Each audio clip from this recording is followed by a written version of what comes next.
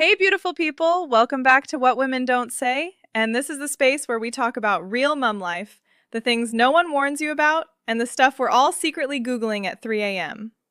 If you're new here, I'm Rosie, a happily married wife and mum of 3 amazing kids. Before we dive in, make sure you hit that subscribe button so you never miss an episode where we talk honestly, raw, and without filters. Today's episode is going to be personal, deep. A little uncomfortable, maybe, because the title of today's podcast is Motherhood Ruined My Ambition. And I know some people are already clutching their pearls, but I've promised myself and you that this space would be real. So let's talk. Before kids, I had a very clear vision of who I wanted to be. A woman with a plan. A woman with potential. A woman who wasn't afraid to chase big dreams. I remember walking into jobs feeling like I had something to prove, in a good way. I wanted promotions. I wanted recognition. I wanted to build something meaningful. I used to stay late willingly, take on extra projects, volunteer for things no one else wanted to do. I thought ambition was the engine of my identity. But then life shifted. Or rather, life grew. Motherhood didn't just change my perspective. It shattered it, rebuilt it, rewired me completely. Example number 1, the moment my priorities changed overnight. I'll never forget coming home from the hospital with my first baby. I had this overwhelming feeling, like my heart was suddenly living outside my body.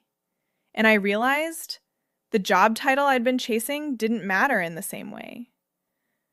The career ladder I was climbing so aggressively, it felt irrelevant.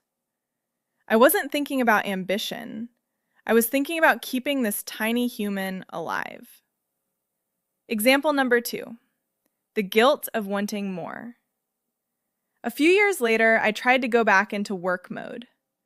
I told myself, Rosie, you're still you. You can do it.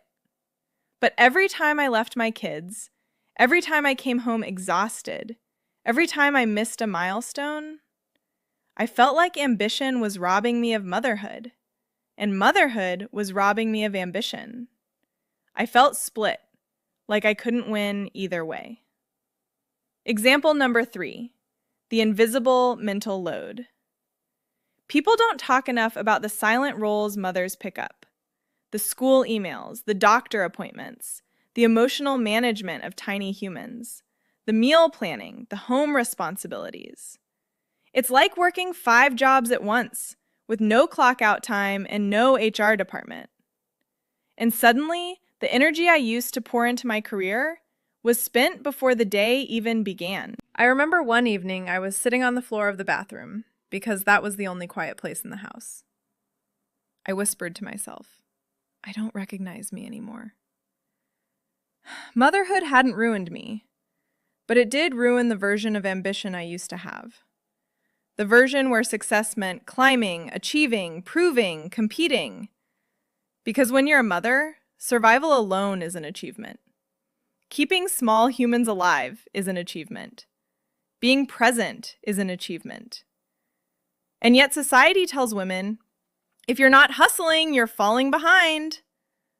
So there I was, feeling behind, while raising the very people I'd take a bullet for. But here's what I want you to hear today. Motherhood didn't kill my ambition. It transformed it. It gave me a new definition of success. Success became freedom, flexibility, being present, building something of my own, making an impact without sacrificing my family. And that's how I eventually found myself in the world of digital creation, travel entrepreneurship, and helping other women reclaim their voice. My ambition didn't disappear. It evolved. It became quieter, but deeper. Less showy, but more meaningful. Less about titles, more about purpose. If you're listening to this and thinking, Rosie, that's me. I feel lost. I feel like I traded my dreams for diapers. I want to look you in the eyes, woman to woman, and tell you, you are not done. You are not behind. You are not broken. You are simply evolving. Here are a few things you can do if you feel lost. 1. Rediscover your identity. Write down who you were before motherhood. Not to go back, but to remember what sparks still exist inside you. 2. Explore flexible passions. Try things that allow you to be creative and still be present. Digital content creation, freelancing, travel consulting, remote customer service, social media management, starting a small online brand. Small steps can lead to massive shifts. 3. Give yourself permission to want more. Wanting ambition doesn't make you a bad mother. It makes you human. It makes you alive. It makes you you. 4. Surround yourself with women who get it. Isolation kills dreams. Community revives them. That's what Women Don't Say is about. A space to remember that you matter too. Motherhood didn't ruin our ambition. It challenged it, shaped it, and invited us to redefine it. If anything, motherhood has made us stronger, more resilient, more capable, more powerful than we ever imagined. So if you're a woman listening today, feeling lost, overwhelmed, or not enough, I want you to know you are still allowed to dream. You are still allowed to grow. You are still allowed to become. Thank you so much for being here with me.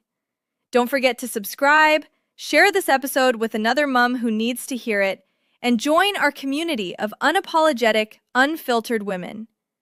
Until next time, I'm Rosie, and this is What Women Don't Say.